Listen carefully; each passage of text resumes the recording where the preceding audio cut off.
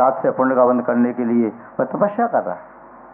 महानुभाव, तो ये अनुभूति दर्द आदि है, वह अनुभूति का विषय है, शब्दों का नहीं। यदि सुख हो रहा है, किसी को आनंद आ रहा है, तो बताओ कैसा आनंद आ रहा है? भूखे व्यक्ति को भोजन करके जो आनंद आता है, प्यासे व्यक्ति को पानी पी करके जो आनंद आ रहा है, या जो कोई व्यक्ति कोई यथेष्ट वस्तु को खाना चाहता है, उसकी इच्छित वस्तु यथेष्ट वस्तु मिल जाए, उसके खाने पर जो अंदर से आनंद आ रहा है, उस आनंद को शब्दों में कह सकता है क्या? नहीं कह सकता। तो एक कुछ वस्तुएं ऐसी होती हैं जो शब्दों में नहीं कही जा सकती, केवल अनुभूति का विषय होता है।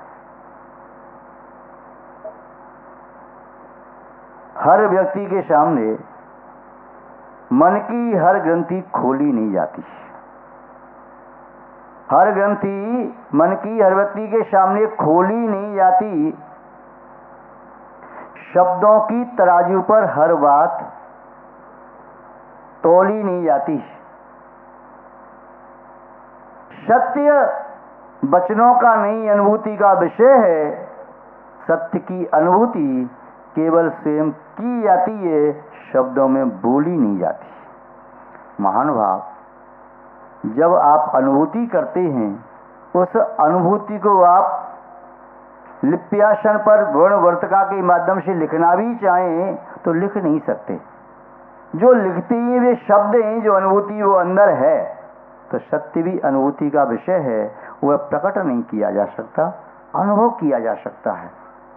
आपको गर्मी लग रही है, इतना ही कहोगे गर्मी लग रही है। अब लिखो मुझे कैसी गर्मी लग रही थी, यही कहोगे बेचैनी हो रही थी, बड़ी तड़फन हो रही थी, किंतु क्या हो रहा है वह अनुभव लिख पाओगे क्या? गर्मी से आप आए और अपने एसी कक्ष में पहुंच गए, उसमें आपको आनंद आ गया। कैसा आनंद आया बताओ? कोई व्यक्ति डर गया किसी को देख करके, भयंकर रूप को देख करके, और वह शब्द हमें कहे या लिखे, कैसे लिखेगा? मैं डर गया, इतना लिखेगा। डरने की अनुभूति क्या है, कैसे लिखेगा? नहीं लिख सकता। कोई व्यक्ति किसी दृश्य को देख करके बड़ा आनंदित हो गया, कितना आनंद आ रहा है, कितना कहेगा आनंद आ रहा है, बहुत अच्छा लग रहा है, किंतु जिस दृश्य को देखना चाहता था, जिस दृश्य को देखने के लिए सुदीर्घ काल से प्रतीक्षा कर रहा था, वही दृश्य उसके दृष्टिगोचर हो गया, उसे बहुत आनंद आया। कितना आनंद आया, कैसे लिखेगा? नहीं लिख सकता। कोई शब्दों को सुन करके, कोई गंध को, यथेष्ट गंध को सुन करके, या कोई किसी का यथेष्ट स्पर्श करके, कोई भोग सामग्री का भोग करके, उपभोग सामग्री का उपभोग करके उसी जो अनुभूति हो रही है, उस अनुभूति को व्यक्त नहीं कर सकता। सत्य भी कई बार बोल करके बताया नहीं जा सकता। और सत्य के बारे में कोई कहे हाँ नाम उत्तर दे दो, तो कई बार प्रश्न ऐसे होते हैं जिनका उत्तर हाँ नाम में नहीं दिया जा सकता, जिनका उत्तर हाँ नाम में नहीं दिया जा सकता। कुछ प्रश्न ऐसे का उत्तर हाँ नाम में संभव है, किंतु सभी प्रश्न का नहीं। अब आप किसी से पूछो, भाई ये तो बताओ, अब तुमने शराब पीना छोड़ दिया कि नहीं छोड़ा? अभी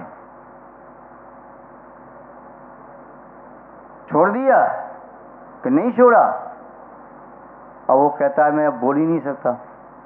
यदि मैं कहता हूं छोड़ दिया तो इससे सिद्ध होता है मैं पहले पीता था, और मैं नहीं कहता हूं तो इसका असर मैं अभी भी पीता हूं, जबकि मैंने कभी शराब छोड़ी नहीं।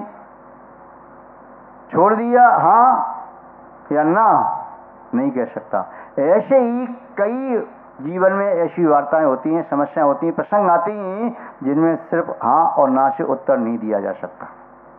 उनके लिए शब्दों से कहना पड़ता है, और कई बार तो ऐसा होता है शब्द भी बोने पड़ जाते हैं, शब्द भी बोने पड़ जाती हैं। शब्द की सामर्थ्य कहाँ कि जो आत्मा की अनुभूति को व्यक्त कर सकें।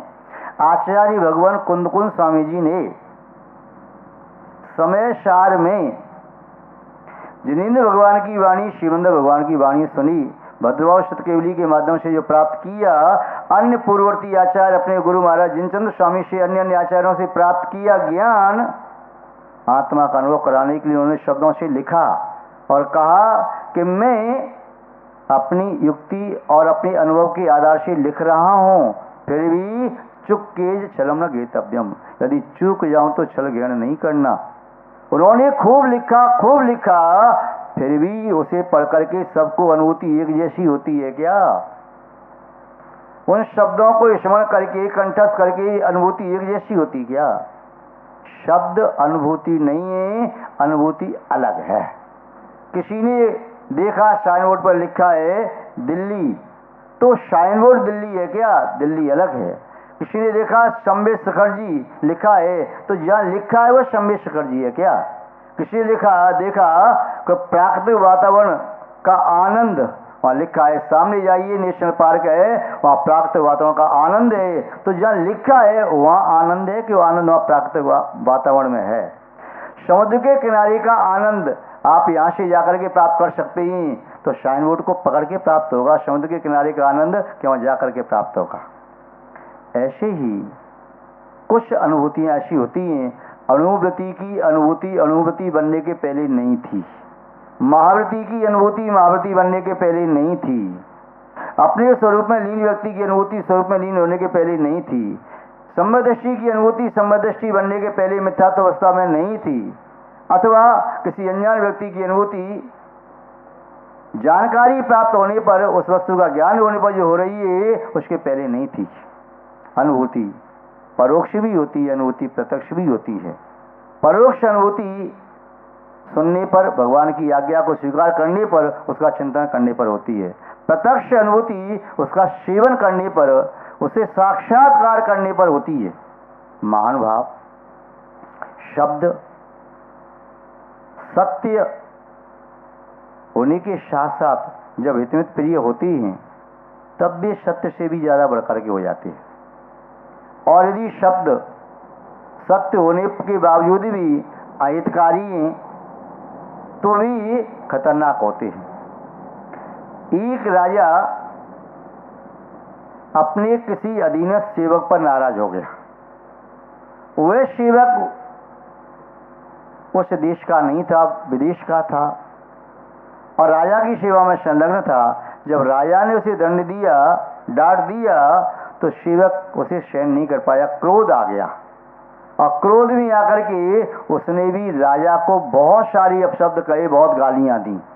किंतु उसने जो अपशब्द कही, गालियां दी, उस भाषा में दी जिस भाषा में राजा नहीं समझता था। यहाँ की भाषा में नहीं, अपने देश की भाषा में दी। राजा समझ ही नहीं पा रहा है कि मुझे गाली दे रहा है, अपशब्द कह रहा है, कि मुझसे क्षमा मांग रहा है, क्या कह रहा है। राजा ने एक डांट फटकार के उसे क्षमा कर दिया। उस भाषा को समझने वाला दूसरा व्यक्ति आया, कहने लगा महाराज आपने इसे क्षमा कर दिया? बोले हाँ। वो हाथ जोड़ रहा था, क्षमा मांग रहा था।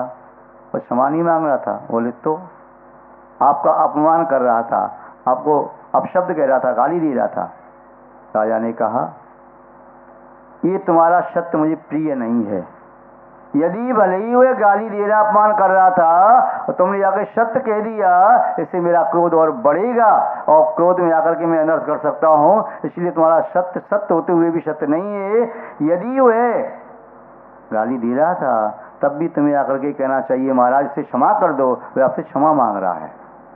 कहने का अभिप्राय ये है, हमारे जो शब्द दूसरे के लिए कलह का कारण बने, हमारी जो शब्द दूसरे के लिए आर्त रोध ध्यान के कारण बने, हमारी जो शब्द सुनकर के कोई व्यक्ति पाप में लग जाए, हमारे शब्दों को सुनकर के उसकी कसाएं भड़कने लगे, क्रोधी हो जाए, मानी मायावी लोभी हो जाए, हमारे शब्दों को सुनकर के विषयों में आसक्त हो जाए, तो वे शब्द चाहे सत्य ही क्यों न हो, किंतु फिर भी सत्य से परे हैं। शब्द यद्यपि सत्य शब्दों से परे है, किंतु सत्य शब्द भी यदि अपने प्रयोजन को सिद्ध करने में असमर्थ हैं, तो वे शब्द भी सत्य से परे हैं। सत्य वही सार्थक होता है जिसके माध्यम से सत्य के फल की प्राप्ति हो। जो सत्य के फल को देने में असमर्थ हैं, वह सत्य असत्यवत होता है। जो माँ, जो महिला स्त्री माँ नहीं बन सकी, वांझ स्त्री है, तो वंश की वृद्धि नहीं कर सकी, तो स्त्री का स्त्रीपना वह सार्थक नहीं है। ऐसे ही जो शब्द अपने प्रयोजन को सिद्ध नहीं कर पा रही हैं, वे सत शब्द ज्ञान का प्रकाश नहीं कर पा रही हैं, अज्ञानता का अंधकार दूर नहीं कर पा रही हैं, अहित के मार्ग से बचा नहीं पा रही हैं, हित के मार्ग में लगा नहीं पा रही हैं, तो वे शब्द व्यर्थ हैं और कई बार तो अनर्थकारी भी होते हैं। जो व्यक्ति जितना सत्य के समीप होता है उसकी भाषा उतनी प्रामाणिक, हितकारी, प्रिय और सीमित होती है। जो सत्य से जितना दूर है उसकी भाषा में हितकारी अंश खोजना पड़ता है। वह इतना बोलता है कि लोगों को कहना पड़ता है बस सब तो बस करो, और वह अप्रिय बोलता है, लोग सुन नहीं पाते, अपने कान बंद करना चाहते हैं, भाई अब इस शब्द में तेरे सुन नहीं सकता। तो ऐसे नहीं बोलना है। वाणी का प्रभाव भी होता है। सत्य से वाणी सुसंस्कृत होती है, श्रृंगारित होती है, पवित्र होती है, जीवंत होती है। एक अंधा व्यक्ति जंगल के रास्ते में चतुष्ट पथ पर विराजित था, बैठा हुआ था। जंगल में इधर से शिकार खेलने के लिए या वन भ्रमण के लिए राजा गया, महामंत्री गया, सेनापति गया, एक सैनिक आदि गए, अंगरक्षक गए, किंतु जंगल में रास्ता भटक जाने के कारण सब तितर बितर हो गए। लौटते समय सभी वहां से लौट करके आ रहे हैं और वह चतुष्पथ पर वह व्यक्ति बैठा था, अंधा। उससे पहले आने वाले व्यक्ति ने पूछा, ओ अंधे, यहां से कोई निकल के गया है क्या? उसने कहा, सैनिक, अभी यहां से कोई निकल के नहीं गया, आप अभी आए हो, नगर की ओर आप जा रही हैं, ठीक है। सैनिक चला गया। थोड़ी देर बाद अंगरक्षक आया, उसने थोड़ा सा अपने स्वराग हाथ को नम्र करते हुए कहा, अंधे पुरुष, आप यहाँ विराजित हो, क्या आपने यहाँ से किसी को जाने की आवाज़ सुनी? उसने कहा, नहीं अंगरक्षक, यहाँ से अभी एक सैनिक गया है और कोई नहीं गया। थोड़ी देर बाद एक व्यक्ति और आता है, वह कहता है, सूरदासी, अभी आपने यहाँ से किसी को जाते हुए देखा क्या? तो उसका हाँ सेनापति जी आइए, अभी यहाँ से सैनिक गया, पर अंगरक्षक भी गया है और आप जा रहे हैं। थोड़ी देर बाद एक आवाज पुनः सुनाई दी, ओ प्रज्ञा चक्षु, क्या आपने यहाँ से हमारे साथियों को जाते हुए अनुभव किया? उसने कहा, हाँ महामंत्री जी, अभी सबसे पहले यहाँ से सैनिक गया, पर अंगरक्षक गया महाराज का, उसके बाद में सेनापति गए, अब आप आए और वो नगर की ओर ही गए हैं, किंतु महाराज अभी नहीं लौटे। थोड़ी देर बाद संयोग से उसी रास्ते से राजा आता है और कहता है, ओ महात्मन, सकुशल तो है ना? हम आपके लिए कुछ भी नहीं कर पाते, किंतु हम आपसे पूछना चाहते हैं, आप हमारा हित कीजिए। हम अपने नगर की ओर जा रहे हैं, जाते समय जंगल की ओर हमारे साथी सब साथ में थे। ये प्रज्ञा चक्षु महात्मन, क्या आपने हमारे साथियों में से किसी को यहाँ से जाते हुए अनुभव किया? वह कहने लगा, आओ अन्नदाता, आओ भगवान, हे राजन, आपसे पूर्व में यहाँ से आपके सब साथी निकल गए। पहले सैनिक गए, फिर अंगरक्षक, फिर सेनापति, फिर महामंत्री भी निकल गए, अब आप यहाँ से आ रहे हैं। राजा ने पूछा, महात्मन, मेरा एक निवेदन, क्षमा करें, आप प्रज्ञा चक्षु हैं और आपके यहाँ से निकल के गए, सब लोग आपने कैसे पहचान लिया कि मेरा सैनिक यहाँ से निकला, अंगरक्षक गया या सेनापति और महामात गई और मैं आ गया? मैंने अपना परिचय नहीं दिया, फिर भी आपने बता दिया कि मैं राजा हूँ। महाराज क्षमा करें, ये सब परिचय प्राप्त करने के लिए नेत्र ज्योति की आवश्यकता नहीं है, बस मन के नेत्रों से सब जानने में आ जाता है। वह कैसे? शब्दों में व्यक्ति का व्यक्तित्व छुपा रहता है, शब्दों में व्यक्ति छुपा होता है। कौन है जो कुछ बोल रहा है वह वही है, जिसके मुख से जैसे शब्द निकलते हैं उसका व्यक्तित्व वैसा ही होता है। अच्छे व्यक्ति के मुख से गलत शब्द नहीं निकलते और गलत व्यक्ति अच्छे शब्दों को बोलने की कोशिश करता है तो सफल हो नहीं पाता। महान भाव उन्होंने कहा कि सैनिक की भाषा में उस प्रकार का स्वराघात था। अंगरक्षी की भाषा में थोड़ी नम्रता थी, सेनापति की भाषा में वीरता का संदेश तो था, किंतु उसके साथ साथ विनम्रता भी थी। महामंत्री जी ने मान मर्यादा का ध्यान रखते हुए जिन सम्मानी शब्दों के साथ मुझे संबोधन दिया, उसे मैं पहचान गया, ये महामंत्री होना चाहिए। और आप हैं, आपकी वाणी सुनकर के तो ऐसा लगा जैसे मैं भगवान को देख रहा हूँ। तो शब्दों के माध्यम से बहुत कुछ मालूम चल जाता है। और जिब्बिया में भरा हुआ विष जो जीवन भर रस नहीं कर पाता है, विषाक्त ही रहता है, ऐसा व्यक्ति अपने जीवन में कहीं भी जाए अपनों के बीच में भी अपना स्थान बना नहीं पाता। जिसकी जिब्बिया में जहर भरा हुआ है, वह अमृत का पान करते हुए भी, अमृत चखते हुए भी जहर का ही स्वाद लेता है। अपनों के बीच में भी पराया होकर के जीता है, और परायों को तो कभी अपना बना ही नहीं सकता। ऐसे भी व्यक्ति होते हैं जो अपनी जिब्बिया पर नियंत्रण नहीं कर पाते, जो कुछ आया सो बोल दिया। एक बात कई बार हम कहते हैं, जो मन चाहा बोलता है, जो मन चाहा बोलता है, जो मन में आया सो बोल दिया, उसे अनचाहा सुनना पड़ता है। जो सुनना नहीं चाहता है उसके अनचाहा उसे सुनना पड़ता है। मन चाहा बोला तो अनचाहा सुनो, और जो मन चाहा नहीं बोलता है, जो उचित है वही बोलता है, तो उसके सुनने में भी वही आता है जो उचित है। इष्ट मिष्ट शिष्ट वचन बोलने वाले व्यक्ति को अशिष्ट दुष्ट और कठोर परस वचन सुनने नहीं पड़ते। तो महान भाव, एक ब्राह्मण था कंक भट्ट। कंक भट्ट नाम का ब्राह्मण था।